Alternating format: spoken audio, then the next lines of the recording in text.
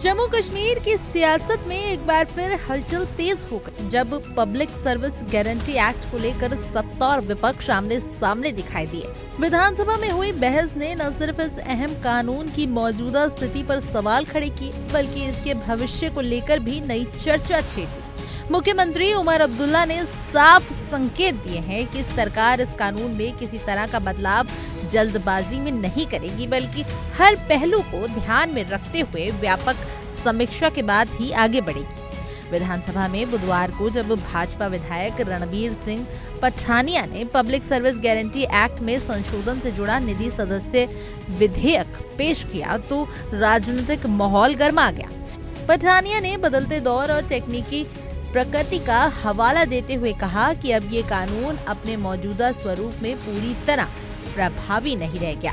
उन्होंने दलील दी कि समय के साथ सेवाओं का दायरा काफी बढ़ चुका है, लेकिन खामियां भी सामने आई हैं, खासकर अपील प्रतिक्रिया में देरी, जिससे आम जनता को समयबद्ध सेवाएं मिलने में परेशानी हो रही है।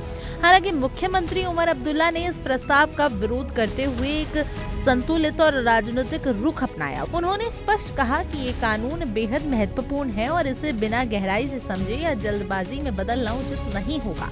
उन्होंने ये भी स्वीकार किया कि वर्ष 2020 के बाद कई प्रावधानों में बदलाव हुए या कुछ को हटा दिया गया है, जिसके चलते अब इसकी व्यापक समीक्षा जरूरी हो गई है। सीएम उमर अब्दुल्ला ने सदन को भरोसा दिलाया कि सरकार जल्द ही वरिष्ठ अधिकारियों का एक समूह गठित करेगी जो इस एक्ट के हर पहलू की गहराई से जांच करेगा। उन्होंने कहा कि इस कानून का मूल उद्देश्य जनता को समयबद्ध और पारदर्शी सेवाएं उपलब्ध कराना है। अगर इस उद्देश्य की पूर्ति में कहीं भी कमी आ रही है तो उसे दूर करना सरकार की जिम्मेदारी है। राजनीतिक गलियारों में इस बयान को एक बड़े संकेत के रूप में देखा जा रहा है।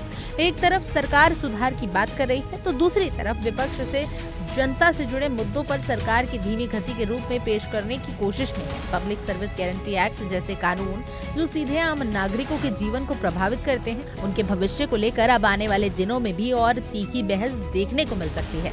लेकिन फिलहाल इतना तय है कि सरकार इस मुद्दे पर सतर्कता से कदम बढ़ा रही है। जल्द ही गठित वाला अधिकारियों का समूह ये तय करेगा कि कानून में संशोधन किया जाए या इसे नए सिरे से तैयार किया जाए। ऐसे में ये देखना दिलचस्प होगा कि क्या ये समीक्षा प्रतिक्रिया वास्तव में जनता को बेहतर सेवाएं दिलाने का रास्ता खोलती है या फिर ये भी राजनीतिक खींचतान में उलझ कर रह जाती है। बहरहाल आपकी इस खबर पर क्या कुछ राय है, आप हमें कमेंट करें और जरूर बताएं। और तमाम जम्मू कश्मीर से जुड़ी खबरों के लिए आप देखते रहिए इंडिया डेली जम्मू कश्मीर। देखिए इंडिया डेली 24/7 अब आपकी स्मार्ट टीवी पर।